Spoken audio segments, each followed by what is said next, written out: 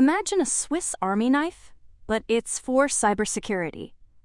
That's kind of what SEALSQ is becoming, especially as it has been working with the Swiss Armed Forces, SAF, since 2022.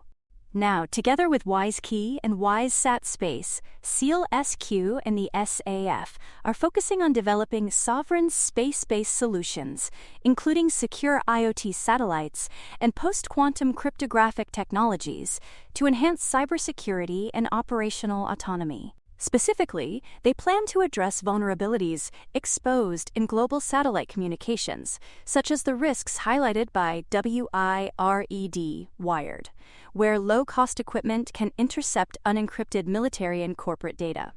To mitigate these threats, WiseSat Space and SAF have developed secure satellite systems that integrate SEALSQ's post-quantum semiconductors and WiseKey's Swiss root of trust, ensuring robust encryption for satellite-to-ground and inter-satellite communications. These efforts create a, quote, zero-trust orbital network designed to secure sensitive military and governmental communications.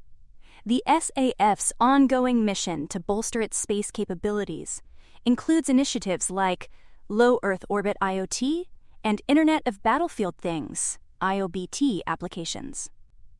The collaboration has made significant strides in integrating post-quantum encryption into satellite communication systems, with plans to implement secure, direct-to-device (D2D) connectivity in the near future.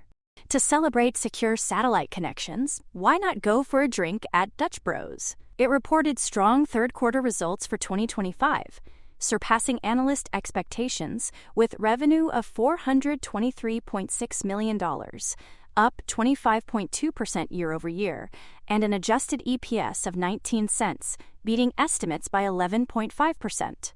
Net income more than doubled to $27.3 million, reflecting a 116% year-on-year increase. Same-store sales grew 5.7%, with company-operated locations rising 7.4%, demonstrating consistent growth despite rapid expansion.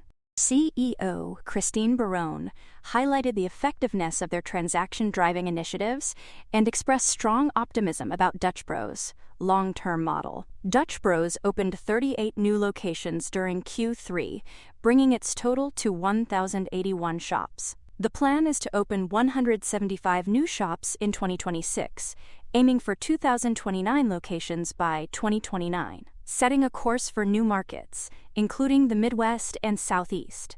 Plans are also underway to expand its consumer packaged goods (CPG) line and enhance its digital presence for sustained growth in the coming years. Meanwhile, Redwire's earnings miss isn't so dark following its contract with Axiom Space for rollout solar arrays for their commercial space station module and deliveries of uncrewed aerial systems (UAS) to the U.S. Army and Ukrainian Armed Forces. Additionally, Redwire launched 14 pillboxes to the ISS with several academic and corporate partners. Then, to end on a positive note from the high seas, Ocean Power Technologies has been certified by the Association for Uncrewed Vehicle Systems International, AUVSI, as a trusted uncrewed maritime systems UMS operator training provider.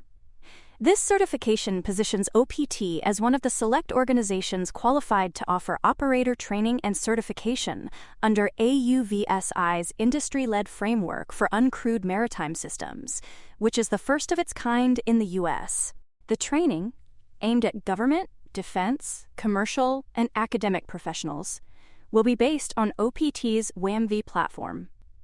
Known for its versatility and stability in various maritime environments, the WAM-V platform will be used for hands-on training to ensure operators meet the highest standards of safety and competency. The training will be available at both Pacific and Atlantic Ocean locations, as well as on-site at customer locations. By providing specialized structured training, OPT is contributing to the development of a skilled workforce capable of supporting the increasing demand for autonomous maritime platforms and the USV sector's overall growth, while also improves its recurring revenue model. For more on stocks and crypto, follow Ascencore. See you next time.